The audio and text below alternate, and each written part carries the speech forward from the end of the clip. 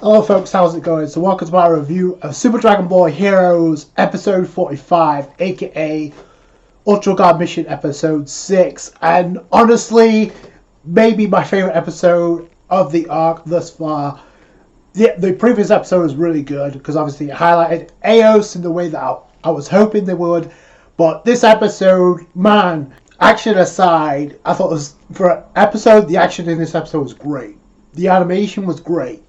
But to me, story progression, and we got an interesting twist, a hell of a twist at the end, which I'll get into.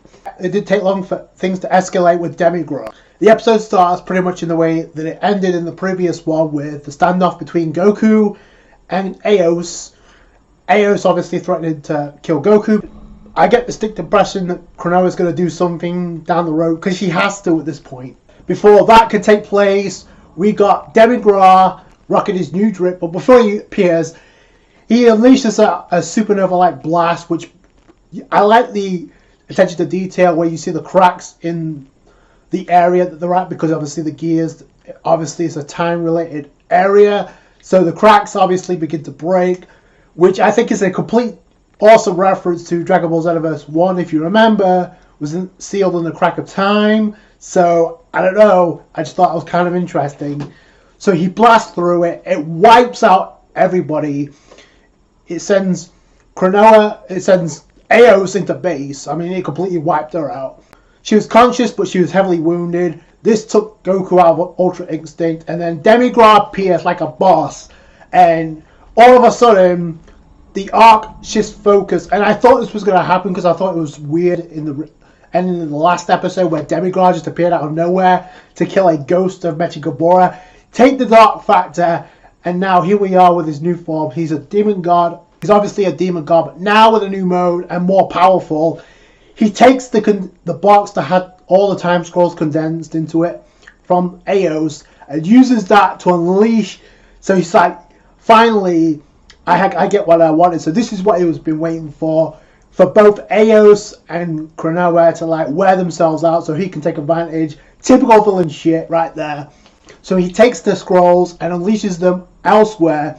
Notice how we got one scroll, and by the end we see another character. Well, I'll get into that. But he unleashes the scroll, and the first candidate to show up is none other than Omega Shenron, rocking his dark color palette, which a lot of people aren't going to be familiar with unless you catch up with the promotional videos that they did back in the day when it comes to the cards. This version of Omega Shenron this version of Omega Shenron, or Zenlong, if you follow the translations. We got this episode courtesy of Jump Festa, so not too much time has passed.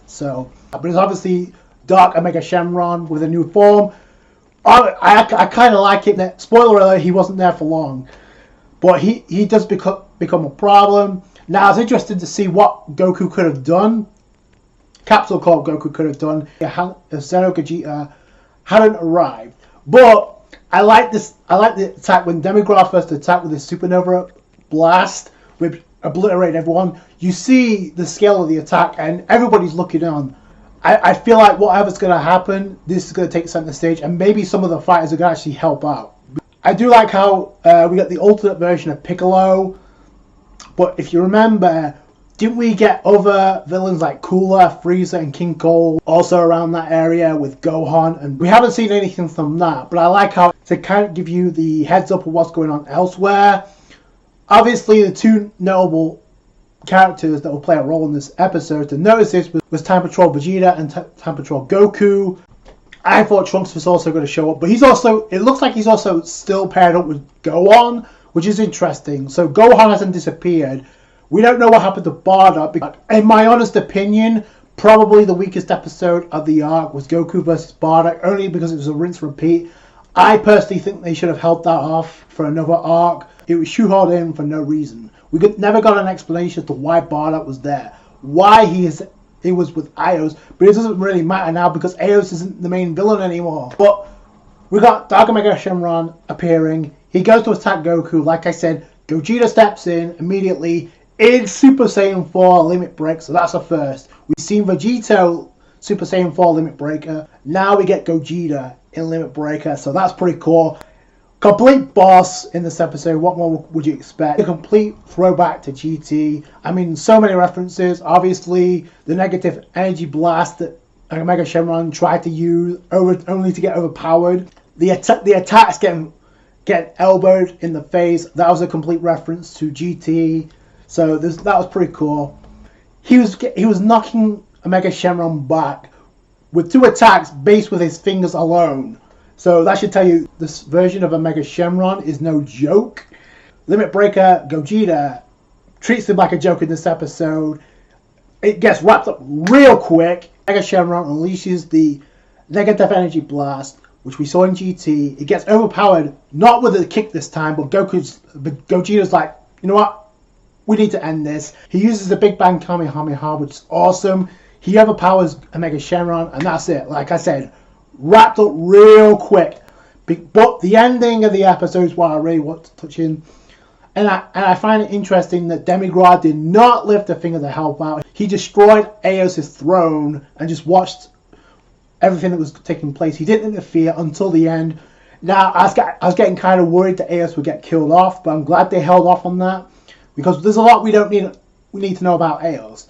And I like how Goku's giving compliments to Gogeta. It's like, oh, you're awesome. Like, no duh, you should know how impressive Gogeta is. It's just you're looking at a different variation of Gogeta. So that was kind of funny. This is what I said. Goku is going to make Aeos see the error of her ways and realize maybe there's another option to this. Instead of just destroying multiple timelines.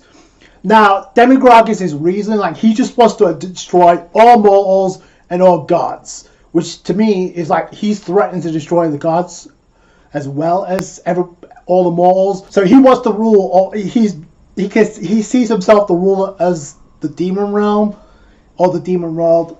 Not so fast, my friend. Not so fast. The Demigra steps in. It looked like the episode was going to end with Goku and Aeos. Looks like they're going to team up against Demigra because Aeos has said, okay, I don't like it. I don't like the way this turned out. But let's put our differences aside. Let's call a truce and team up to take on Demigra. I kind of figured that was going to go. It was going to go that way ever since the last episode. Cronoa, like I said before, Cronoa has to have a role. She has to have a role because by the end of this, the throne of the Supreme Kai of Time has to go back to her. So she has to do something. So I'm curious what her role's going to be. Like I said, this episode flew by, but the story progression that we got was amazing. That would have been hype enough, seeing Aeos and Goku team up after what we saw in the previous episode. So that's no joke, but I wonder what Aeos can do. Now she's kind of nerfed, so I hope she can go back into a release state. But you also have Gogeta there. So this is going to get very interesting because out of nowhere, and I gotta be honest, when I saw the tail, when I saw the back of it, I initially thought that, wait, is that Toa? But no, it turns out we got a new design. My girl Roberu is back in the game, or Rebel, however you want to pronounce it. She's back in the game. I said she would play a key role because she's the secretary, she's the assistant of Demigra. And what do you know? In this episode, we get Roberu return. The last time we saw her, she clashed with Toa. So that was great. Probably, I'm going to be honest, it's probably my number 2 or number 3 top 5 girls in all of Dragon Ball, period. Toa's number 1, but boy, Roberu will be a close second or a third. She's got another mode, she's got another form, which I can only assume Demigra used the Dark Factor on her too, so that's going to be interesting to see what role she plays. That was awesome. Then next beside her, you see Super Saiyan 4 Broly. So I guess Broly's going to face Gogeta, and Aeos and Goku are going to team up to take on Demigra. Or Roberu's going to step in, and we're going to get Aeos versus Roberu, which would be phenomenal. A phenomenal way to start off the new year. This was a great episode. That ending got me so hyped. I want to see what Roberu's going to do. Please give us more Roberu action. Whether it's against Aeos or Goku, I don't really care. Has the story really shifted in full gear now that Demigra has literally taken the reins and now is the main villain of this arc? Now, the fact that it's Roberu and Toa hasn't been seen, like I said, it's a good thing because when when they do inevitably bring back Toa for whatever role she has, I don't want it to be overshadowed by what's going on right now. So that's good. Roberu's going to kick ass. Whether or not it's against Aeos, that would be awesome. Or maybe even Cronoa. I can see Aeos and Cronoa actually teaming up, because it's been building towards some type of resolution between the two. So that'd be awesome. But yeah, seeing my girl Roberu again, that was awesome. Demigra is acting like the villain he was meant to be all along. Also, the other time scrolls that got released, I can only assume we're going to get more villains out of that.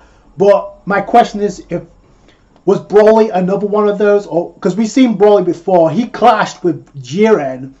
So that, again, that's another candidate to show up here, Jiren, to finish things with Broly. That'd be awesome, because he's not really doing much right now. I kind of hope we get to see more from other characters. Like I said, this is a tournament, and you got other multiple characters.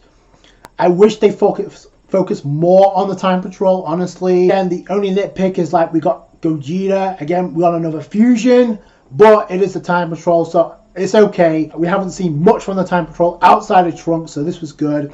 I kind of want to see more from Goten and Gohan going forward, because they're part of the Time Patrol too, and they're there the last time I checked, so I kind of want to see where that goes. But other than that, I thought it was a great episode. Can't wait to see what happens next with the team up with Aeos and Goku. Those are my thoughts. Please tell me yours in the comments below. Happy holidays to you. So that's going to do it for you. Thanks so much for watching. I appreciate all the support. Like the review if you did, thumbs up. I appreciate that. Subscribe to have more Dragon Ball content on Super Dragon Ball Heroes. Catch you guys later. Thanks, guys. Bye.